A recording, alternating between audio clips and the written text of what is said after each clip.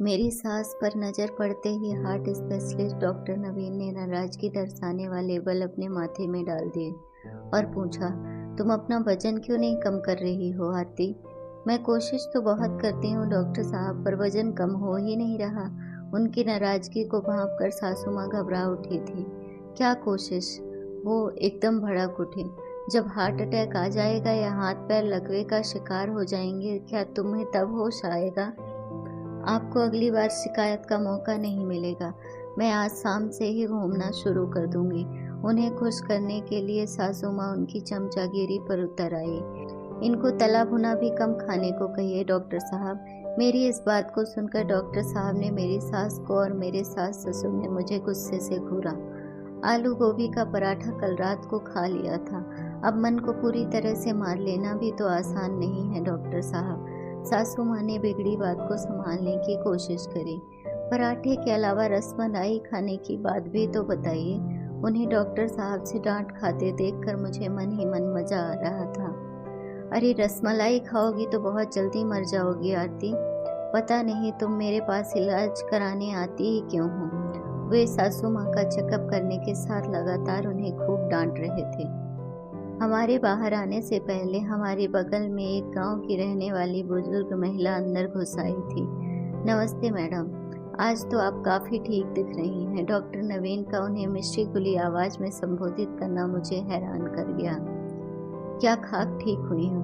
एक पैसे का फायदा नहीं करा है तेरी दवा ने। देख डॉक्टर, अगर तू मुझे ठीक नहीं कर सकता है तो साफ साफ कह। इसके बाद दरवाज़ा बंद हो जाने के कारण मैं उस महिला के आगे की बात नहीं सुन पाई। मैंने कंपाउंडर से पूछा तो मालूम पड़ा कि वो लोकल एमएलए की माताजी हैं। बड़ा अजीब सा लगा कि इतने बड़े स्पेशलिस्ट डॉक्टर के साथ यह अनपढ़ गंवार बुढ़िया इतने गलत ढंग से पेश आने की हिम्मत सिर्फ इसलिए कर रही थी क्योंकि वह स्थानीय एमएलए की माँ थी। नर्सिंग होम से बाहर निकलते ही मेरे सास ससुर मुझ पर बरस पड़े। हमारे साथ कहीं जाती हो तो अपनी जबान पे कंट्रोल रखा करो और चुप रहा करो। मेरे ससुर की आंखें गुस्से से लाल हो उठी थी। मैंने डॉक्टर साहब से जो कहा था वह मम्मी के भले को ध्यान में रखकर ही कहा था। मैंने लापरवाह लहजे में जवाब दिया, हमारी चिंता मत कर, क्योंकि हमारे सुख दुख में कभी काम आओगी तुमसे ऐसी उम्मीद हमें बिल्कुल ही नहीं है। अपनी सासू जी को बहुत चिढ़ा हुआ देखकर मैं मन ही मन मुस्कुरा उठी थी। वैसे मैं सारे रास्ते उन दोनों से कुछ नहीं बोली, क्योंकि अब बात बढ़ाना मेरे हित में नहीं होता। उन्हें घर छोड़कर जब मैं ऑफिस पहुंची तो 12 बज चुके थे।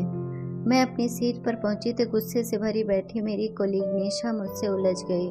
तू कोई ना कोई बहाना करके हर दूसरे दिन लेट क्यों आती है? मैं अपना काम भी करूं और तेरा भी। यह कहाँ का इंसाफ हुआ?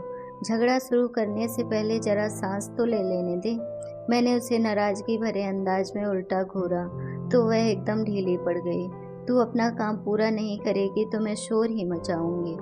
तुझे जो शिकायत है उसे बॉस से कह। यूं फालतू बोल बोल कर अगर तू मेरा दिमाग खराब करेगी तो फिर मुझे बॉस से तेरी शिकायत करनी पड़ेगी। मैंने सख्त स्वर में उसे चेतावनी दी तो वह मुंह फुलाकर मजबूरन चुप हो गई।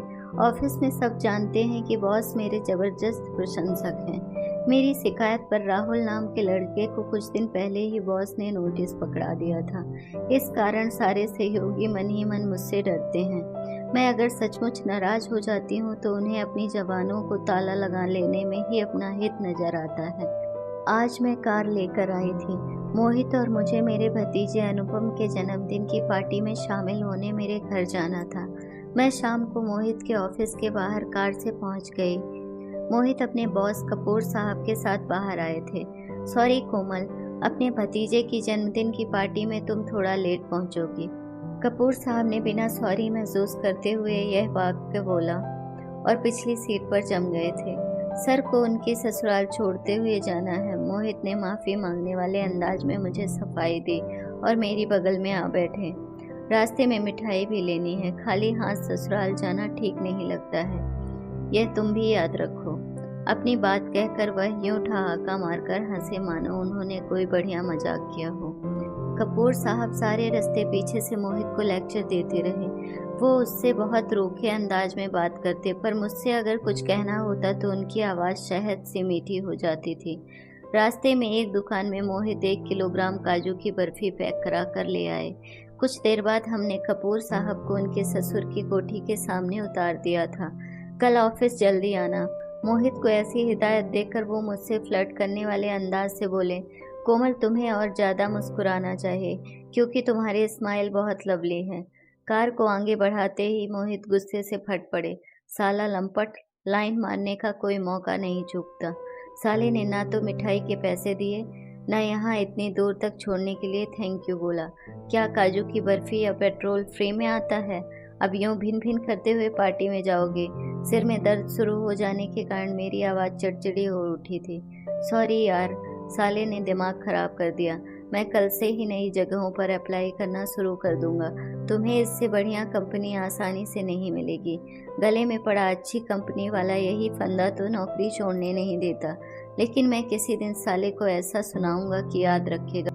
कमीना, ऑफिस में शेर बनता है और अपनी बीवी के सामने बकरी की तरह मिमियाने लगता है। उसकी यह बात तो सीखने जैसी है। मैं तो तुमसे अपने मन का दुख दर्द कहना शुरू ही करती हूँ तो तुम मुझे एकदम से झगड़ने को तैयार हो जाते हो। आज सुबह भी तुम्हारे ऑफिस जाने के बाद तुम्हारे मम्मी पापा ने मेरे साथ बहुत झगड़ा किया। यार, इस वक्त घर की बातें शुरू करके मेरा दिमाग मत खराब करो। वह हमेशा की तरह एकदम से गुस्सा हो गए थे। तुमसे अपने दिल की बात शेयर नहीं करूंगी तो किससे करूंगी? मेरे साथ जो रात दिन की कला होती है उसने मेरी जिंदगी को नर्क बना दिया है। मैं रुआसी हो उठी। तुम उनके सामने उल्टा बोलकर बात ज्यादा बिगाड़ देती हो। सारा कसूर मेरा ही तो है। तुम मुझे अलग मकान में ले चलो। मैं घर से अलग होने को कभी तैयार नहीं हो पाऊंगा। अब अगर फालतू बोलोगी तो मैं पार्टी में भी नहीं जाऊंगा। उनके इस धमकी को सुनकर मैं चुप होने को मजबूर हो गई थी। मोहित मुंह फुलाकर मेरे पापा के घर में घुसे और वार्तालाप में हिस्सा लेने की बजाय टीवी खोलकर न्यूज़ देखने लगे। मेरे मम्मी पापा और भैया भाभी फौरन उनका खराब मूड ठीक करने की कोशिश में लग गए। मैंने बहुत बार नोट किया कि इनकी खातिर करते हुए वो सब जितना ज़्यादा झुकते, मोहित उतना ही ज़्यादा टेढ़ा व्यवहार उनके साथ करते। आज भी इन्हें घंटे भर से ज़्यादा रोके रखने के लिए उन सबको इनकी बहुत खुशामद करनी पड़ती थी। भैया लगातार पास बैठकर इनकी बातें ध्यान से सुनता रहा तो ही इनका मूड ठीक रहा। हम रात को 11 बजे के करीब वापस लौटे तो हमें देखते ही मेरी सास ने हाय तौबा मचा दी। फ़ोन पर याद कराने के बावजूद तू जल्दी नहीं आ सकता था। अब मेरी दवाई कैसे आएगी? सासू माँ हमारा अच्छा खासा मूड खराब करने के लिए पहले से तुले बैठे थे। दवा लाने वाली बात मेरे ध्यान से उतर गई। माँ, मैं कल सुबह ला दूंगा। मोहित फौरन परेशान नजर आने लगे। देख भाई, अगर तू हमारे प्रति अपनी जिम्मेदारियां पूरी नहीं कर सकता है तो घर से अलग। मैंने ससुर को उनकी धमकी पूरी नहीं करने दी और शांत स्वर में मोहित से कहा, हीरा देवी हॉस्पिटल के बाहर केमिस्ट शॉप सारी रात खुली रहती है। आप वहां से मम्मी की दवाई ले आओ। मैं कल सुबह, प्लीज अभी चले जाओ। मेरी बात सुनकर वो उल्टे पैर दवा लाने चले गए थे। आमतौर पर ऐसे मौक़ों पर हम सबके बीच झगड़ा बढ़ता ही चला जाता था। आज मेरे बदले व्यवहार से मेरे सास ससुर इतने हैरान हुए कि उनकी बोलती बंद हो गई थी। मैंने दोनों को गुड नाइट विश किया और अपने कमरे में चली गई।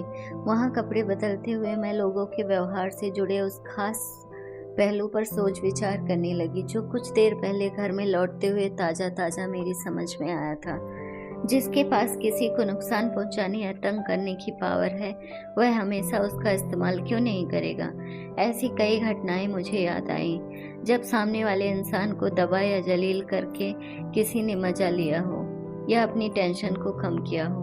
मेरे सास ससुर डॉक्टर नवीन के सामने मिमियाते हैं क्योंकि वो काबिल डॉक्टर हैं और कम फीस लेकर उनकी देखभाल करते हैं। फिर कुदरत हाथ ही हाथ हिसाब बराबर करता है और एमएलए की अनपढ़ गवार माँ के सामने तेज तर्रार डॉक्टर नवीन भीगी बिल्ली बन जाते हैं। मेरे बॉस मेरे जबरदस्त प्रशंसक हैं और उनकी शह पर मैं अपने सब सहयोगियों को डरा दबा कर रखती हूँ। मुझसे सीनियर लोग मेरे सामने जबान नहीं खोल सकते क्योंकि मेरी शिकायत पर बॉस उन्हें नौकरी से लाल झंडी दिखा सकते हैं। दूसरी तरफ मोहित के बॉस उसे यूं डांटते हैं मानो उनका घरेलू नौकर हो।